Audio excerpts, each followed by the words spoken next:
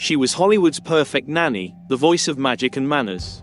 But behind Julie Andrews' radiant smile was a secret she kept for 60 years. Now, at 89, she's finally revealing the truth. What really happened to the voice that made her famous? Why did a single surgery change everything? What was the real story of her marriage to Blake Edwards, and the one confession she wishes she never had to make? You won't believe what she's been hiding. Julie Andrews was born Julia Elizabeth Wells on October 1, 1935. Her mother, Barbara Ward Morris, was a gifted pianist who once dreamed of a stage career. Her father, Edward Charles Wells, was a schoolteacher with a love of learning. But when World War II tore the world apart, it also ended their marriage. In 1943, Barbara remarried a Canadian vaudeville performer named Ted Andrews. For Julie, that marriage would change everything. Barbara and Ted began touring to entertain British soldiers, and young Julie was swept into the world of music and performance. But at 14, she uncovered a life-altering secret. Edward Wells wasn't her biological father.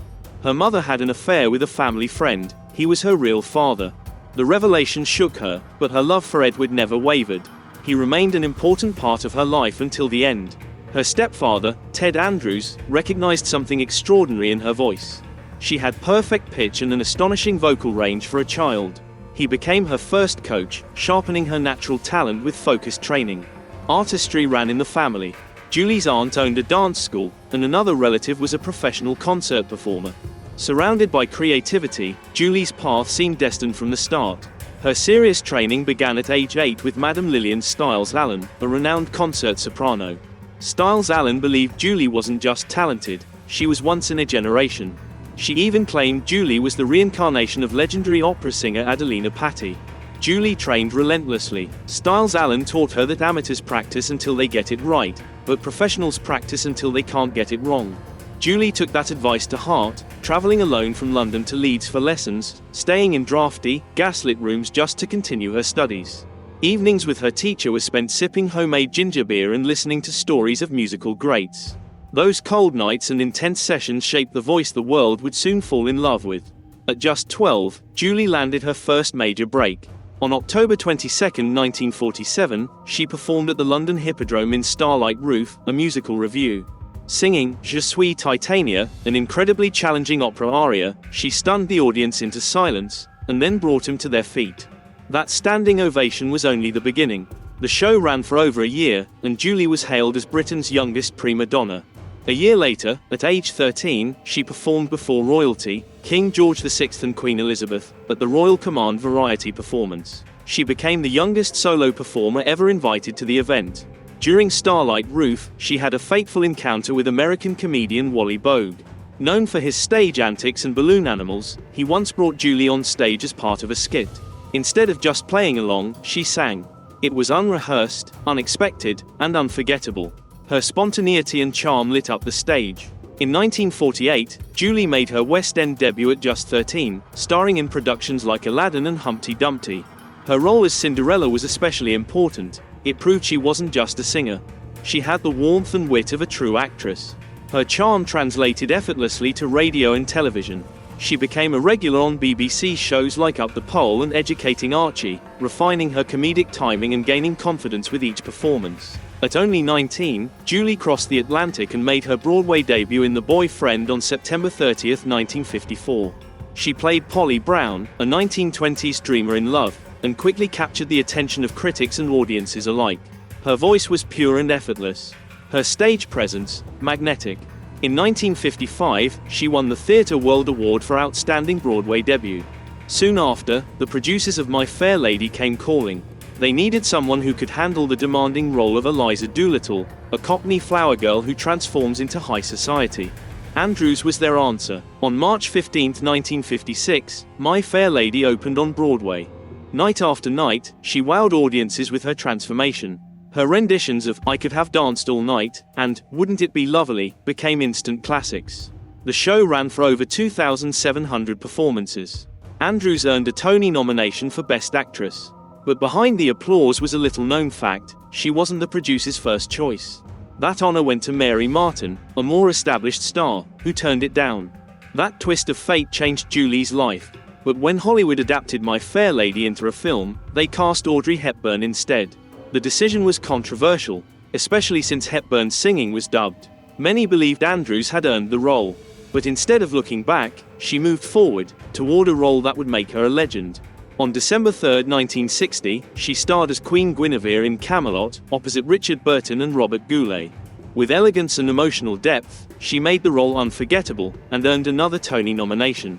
After President John F. Kennedy's assassination in 1963, his widow Jacqueline famously likened his presidency to "one brief shining moment" from Camelot. Julie's role became part of a national memory. But Broadway wasn't her only stage. On March 31, 1957, Andrews starred in a groundbreaking TV broadcast of Rodgers and Hammerstein's Cinderella, a brand new musical written for television. More than 107 million people tuned in, over half the US population. Her performance was pure magic, earning her a Primetime Emmy nomination. The songs became instant favorites. By 1964, Julie Andrews was ready for the silver screen. Walt Disney had a vision. He needed someone with grace, wit, and just a dash of mischief to bring Mary Poppins to life. Julie Andrews had all that, and more. From the moment she stepped into the role, it was clear, she was born for it. The film premiered on August 27, 1964, and was an instant phenomenon, earning $31 million at the box office. Andrews was radiant. Her charm lit up the screen, and songs like A Spoonful of Sugar and Supercalifragilisticexpialidocious became timeless classics. Then came the moment Hollywood couldn't ignore. At the 37th Academy Awards in 1965, Julie Andrews won the Oscar for Best Actress. But the win meant more than gold, it meant redemption. She beat out Audrey Hepburn, the very actress who had taken her place in the film version of My Fair Lady. For Andrews, it was a silent but stunning vindication. Her next film wasn't just big, it was historic. The Sound of Music premiered on March 2, 1965, and became one of the highest-grossing films of all time, earning $286 million worldwide. As Maria von Trapp, she played a joyful governess who transforms the lives of 7 children and their strict father. Andrews brought heart and humanity to Maria, turning a true story into a global sensation. The iconic mountaintop opening, where she twirls beneath a sweeping helicopter shot, was breathtaking, but filming it wasn't easy. The helicopter's downdraft repeatedly knocked her flat. She later laughed about being flattened, like a pancake, after every take. But behind the laughter was brilliance. The film won 5 Academy Awards, including Best Picture, and cemented Andrews as one of Hollywood's brightest stars. But massive success came with a shadow. Having played 2 beloved nanny figures in a row, she was in danger of being typecast. She knew she had to change the narrative, and fast. Later that same year, Andrews pivoted. She starred in the Americanization of Emily opposite James Garner, a sharp, satirical take on war, love, and national pride. The role was dramatic, layered, and far from sugar-coated. She played Emily Barham, a war widow with strong convictions and no tolerance for romantic illusions. This was Andrews like the world had never seen her, serious, grounded, and bold. She had proven she could do more than sing. Then came a Hitchcock thriller. Torn Curtain debuted on July 14, 1966, pairing Andrews with Paul Newman in a Cold War espionage tale. Universal Studios demanded 2 major stars to ensure commercial success. But director Alfred Hitchcock wasn't thrilled. He reportedly felt both actors were too refined for the gritty, paranoid world he envisioned. The film received lukewarm reviews, but it grossed $13 million on a $3 million budget. Financially, it worked, even if creatively, it fell short. Later that year, Andrews tackled her most ambitious project yet, Hawaii, based on James Michener's sweeping novel. Released on October 10, 1966, the film had the largest budget of any film at the time, $15 million. It paid off, earning $34.5 million and becoming the year's biggest box office hit. As Jerusha Bromley Hale, a woman who follows her missionary husband to the exotic, untamed islands, Andrews showed resilience and emotional depth. But the production was grueling. Rainstorms, tidal wave alerts, and endless delays made filming chaotic. Despite everything, the film earned 7 Academy Award nominations. And in a surprise twist, it was a first-time actress, Jocelyn Lagarde, who played a Hawaiian queen, who became the breakout star. Though she had never acted before, she won a Golden Globe, becoming one of the most talked about elements of the film. Still, it was clear, Julie Andrews was at the height of her career. Mary Poppins made her a household name. The Sound of Music turned her into a legend. She had range, charisma, and an audience that adored her. But success is fickle in Hollywood. And by the late 1960s, her career hit a dangerous crossroads. It began with Star, in 1968, a lavish biopic about stage actress Gertrude Lawrence. The pieces seemed perfect. Robert Wise, who had directed The Sound of Music, was at the helm. The budget was huge, $14 million. Expectations were sky high, but something was off. Critics said Andrews' performance felt forced and theatrical, too polished, too artificial. Variety dismissed it as overdone hoydnishness, a brutal takedown of an actress known for her grace. The film tanked. Star became one of the most expensive flops in Hollywood history. Then came Darling Lily in 1970, an even riskier bet, directed by her husband, Blake Edwards. Reshoots for Darling Lily dragged on endlessly, and the budget spiraled to an astonishing $25 million. Julie Andrews was determined to reinvent herself. On screen, she swore for the very first time, and even performed a shocking striptease, completely upending the wholesome image audiences had cherished for years.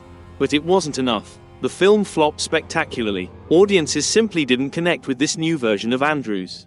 The failure was crushing, and it marked the end of her reign as Hollywood's undisputed queen of musicals. Yet, strangely, despite the box office disasters, Andrews still earned Golden Globe nominations for both Star and Darling Lily.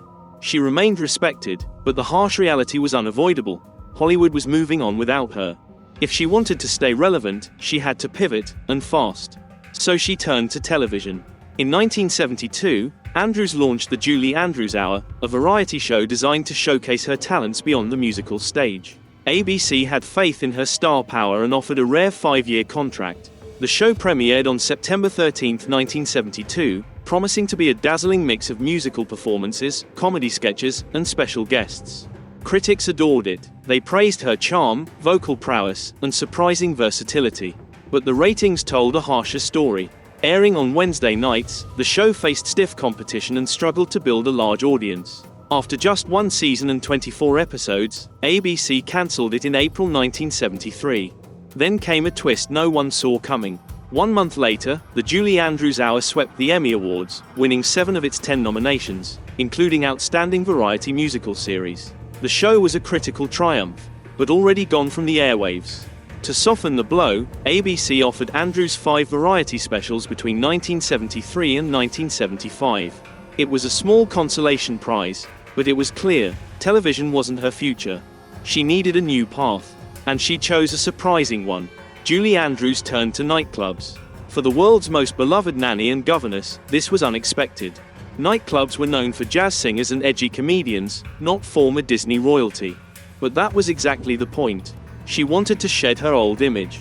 In those intimate venues, Andrews revealed a side of herself audiences had never seen before. She sang jazz standards, cracked jokes about Hollywood, and even poked fun at her own past roles. The response was electric. Audiences discovered a witty, sophisticated, and fearless performer who could glide effortlessly from Broadway ballads to smoky jazz tunes. Critics applauded her daring reinvention. Julie Andrews was no longer just a musical theater icon, she was a true entertainer. The nightclub performances breathed new life into her career. After nearly a decade away from box office glory, Julie Andrews made a stunning comeback. In 1979, she starred in 10, a romantic comedy directed by Blake Edwards, alongside Dudley Moore and Bo Derek. The film was a massive hit, raking in over $74 million in the US. Exactly the boost Andrews needed. She followed this success with 2 more daring films that proved she wasn't done surprising audiences. First came SOB in 1981, a biting satire about Hollywood itself. In a moment that shocked many, Andrews appeared topless, something no one expected from the forever wholesome star. It was a bold statement. She was shedding her old image and embracing risk. Then, in 1982, she delivered a career-defining performance in Victor Victoria. She played Victoria Grant, a struggling singer who pretends to be Count Victor Grazinski, a male impersonator performing in Parisian nightclubs. The role was groundbreaking. It tackled gender identity and sexuality in ways rarely seen in Hollywood, challenging audiences' expectations of Andrews. Those who adored her as Maria von Trapp now saw her as a daring, complex actress. Victor Victoria was both a critical and commercial triumph, earning $28 million in the US. Andrews won the Golden Globe for Best Actress in a Comedy or Musical and scored an Academy Award nomination for Best Actress. The film itself snagged 7 Oscar nominations, but more importantly, it transformed how the world saw Julie Andrews. She was no longer just the sweet, singing governess. She was an actress with impressive range, ready to tackle bold and unexpected roles. But Andrews' life wasn't only about fame. Behind the scenes, she was balancing love, heartbreak, and personal struggles while building her legendary career. In 1959, she married Tony Walton, a set and costume designer who had admired her since childhood. They met when Walton was just 11, after seeing her perform. Their friendship blossomed into love, and their marriage was filled with creativity. Walton even designed costumes for Mary Poppins, one of Andrews' most iconic films. In 1962, they welcomed their daughter, Emma Walton Hamilton. Life seemed perfect, but the demands of success took their toll. Constantly working and shuttling between Broadway and Hollywood, the distance strained their relationship. By 1967, the couple divorced. The breakup left Andrews emotionally drained, but it also marked a turning point. Encouraged by director Mike Nichols, she sought therapy, a decision that changed her life. Therapy helped her clear the clutter and garbage in her mind, giving her the clarity and strength to move forward. Years later, she spoke openly about mental health, hoping to inspire others facing similar struggles. Not long after her divorce, fate intervened in the most Hollywood way imaginable. She met director Blake Edwards outside a therapist's office, a meeting Edwards described as a wonderfully Hollywood moment. Their connection was instant. Both had endured failed marriages and found solace in each other. Despite a 13-year age gap, their bond only deepened over time. By 1969, Julie Andrews and Blake Edwards were married, beginning a life that blended Hollywood glamour with a deep, personal connection. Andrews embraced her new role as stepmother to Edwards' children, and in the mid-1970s, they expanded their family by adopting 2 daughters from Vietnam, Amy and Joanna. Their partnership extended beyond home life into their work, as they collaborated on 7 films together, including the critically acclaimed Victor Victoria, 1982, and S.O.B., 1981. While not every project was a hit, Darling Lily struggled at the box office. Their bond remained unshaken. Andrews often credited Edwards' sharp humor with keeping her grounded through it all. Their marriage lasted 41 years, until Edwards passed away in 2010. Even in his absence, Andrews called their relationship a true love story, a rare and lasting romance in the unpredictable world of Hollywood. As her personal life evolved, so did her career, and the 1980s brought new challenges. In That's Life, 1986, she played a singer grappling with the possibility of cancer, a role that hit close to home, as doctors had recently discovered a lesion on her own throat. The film's themes of aging, relationships, and fear of the unknown resonated deeply. That same year, she starred in Duet for One, portraying a famous violinist diagnosed with multiple sclerosis. Raw and emotional, the role allowed Andrews to showcase a powerful dramatic side. She shared the screen with Liam Neeson, whose intense performance added to the film's gravity. Both roles earned her Golden Globe nominations, cementing her status as far more than just a musical star. By the 1990s, Andrews expanded into television. In 1992, she starred in the sitcom Julie, playing a TV personality relocating to a small town after marrying a veterinarian. Despite Blake Edwards' direction, the show failed to find an audience and was cancelled after just 7 episodes. Still, Andrews found success in other TV projects. Julie Andrews, The Sound of Christmas, 1987, won 5 Emmy Awards, and in 1989 she reunited with Carol Burnett for Julie and Carol, Together Again.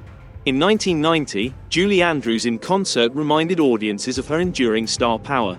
After nearly 30 years away, Julie Andrews made a triumphant Broadway return in 1993 with Putting It Together, followed by a hit run in Victor Victoria, 1995.